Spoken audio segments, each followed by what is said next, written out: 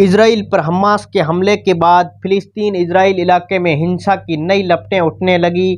आंकड़ों के मुताबिक अब तक इसराइल में कम से कम 300 लोगों की मौत हुई, जबकि 1590 लोग घायल हुए हैं। वहीं हमास के कब्जे वाले गाजा पट्टी इलाके में 232 मौतें हुई और 1790 लोग घायल हुए हैं। शनिवार को जब इसराइल हमास के बीच संघर्ष की शुरुआत हुई थी, तब कई देशों के प्रमुख इस घटना पर अपनी प्रतिक्रियाएं दी, लेकिन मुस्लिम देशों के बयानों ने सबका ध्यान खींच लिया।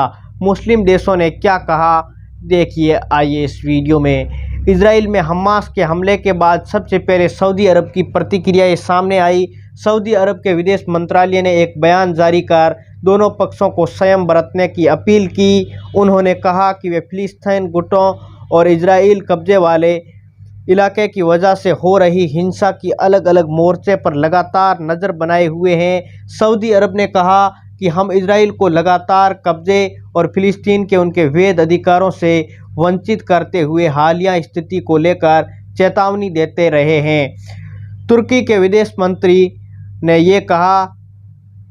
हक्कन फिद्दन ने इजराइल फिलिस्तीन संघर्ष के बीच कई मुस्लिम देशों की से चर्चा की। विदेश मंत्रालय ने कहा कि वह इजराइल फिलिस्तीन संघर्ष को कम करने की कोशिश करेंगे। तुर्की के राष्ट्रपति रजब तैयब एर्दोगान ने दोनों देश से संयम बरतने को कहा, किसी के पक्ष में मौत की कड़ी निंदा की थी। तुर्क के राष्ट्रपति और विदेश मंत्रालय ने कहा कि हम इस बात पर जोर देते आए हैं कि हिंसा की घटना से किसी को फायदा नहीं होता। मंत्रालय ने कहा कि तुर्की हमेशा मदद देने के लिए तैयार है ताकि मामला वहीं थम जाए। इस संबंध में दोनों पक्षों से संपर्क किए हैं। तुर्की के और इजराइल के रिश्ते अतीत में कुछ अच्छे नहीं हैं, क्योंकि तुर्की हमेशा फिलिस्तीन का समर्थन करता आया है। इसके अलावा तुर्क हमास को आतंकवादी समूह मानने से इनकार कर रहा है।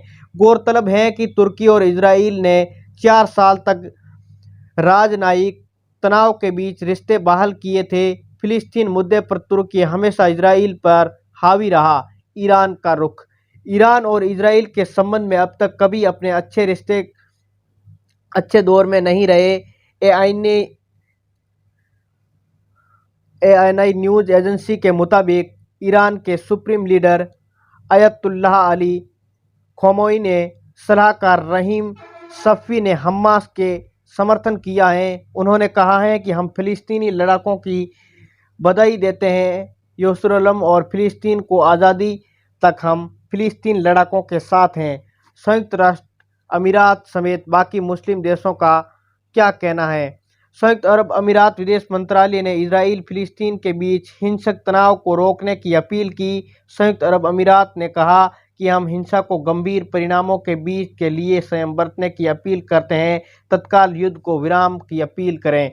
पाकिस्तान ने भी इजराइल फिलिस्तीन पर प्रतिक्रिया दी। पाकिस्तान कार्यवाहक प्रधानमंत्री ने कहा कि इजराइल फिलिस्तीन में बढ़ती हिंसा पर गहरी चिंता व्यक्त की है। उन्होंने फिलिस्तीन के सवाल को लेकर जोर दिया और इसकी ज़रूरत को रेखांकित किया।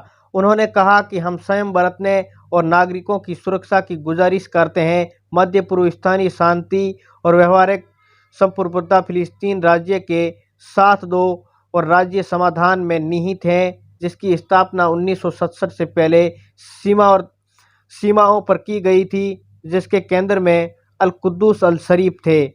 अरब लीग की प्रमुख अहमद अब्दुल खैत ने गाजा में सैन्य अभियानों को तत्काल रोकने का आह्वान किया। कुवैत ने इजराइल और फिलिस्तीनियों के बीच हालिया घटनाक्रम पर अपनी गंभीर चिंता जाहिर की। कुवैत ने हमलों पर इजराइल को दोषी ठहराया। यमन की राजधानी सना में पर नियंत्रण रखने वाले हूती विद्रोहियों ने कहा कि वे वीर जिहादी अभियान का समर्थन करते हैं। उनको संदर्भ हमास की ओर से किए जाने वाले अचूक हमलों से था। एसबीए समाचार एजेंसी की वेबसाइट पर छापे का एक बयान समूह ने कहा कि हमने इजराइल में कमजोरी और नाजुकता को नपुंसकता को उजागर किया। हूती विद्रोहियों ने हमास के ऑपरेशन को गंभीर और पूर्व रक्षा की लड़ाई कहा। मिस्र के विदेश मंत्रालय ने संघर्ष पर गहरी चिंता जाहिर की। इसके साथ ही मंत्रालय ने आह्वान किया कि आने वाले समय में किसी भी तरह से हताहतों पर परहेज किया जाना चाहिए और कतर इजराइल से हमले पे अकेले जिम्मेदार बताया। हालांकि कतर ने दोनों पक्षों में संयम बरतने की अपील की। मोरक्को के विदेश मंत्रालय ने बयान जारी कर कहा कि मोरक्को साम्राज्य गाजा पट्टी में बिगड़ती स्थिति में सैन्य कार्रवाई पर गहरा शोक जाहिर करता है। मंत्रालय ने कहा कि हम नागरिकों के खिलाफ हमले की निंदा करते हैं, चाहे वह किसी भी पक्ष की ओर से हो। Bureau report, SKJ TV.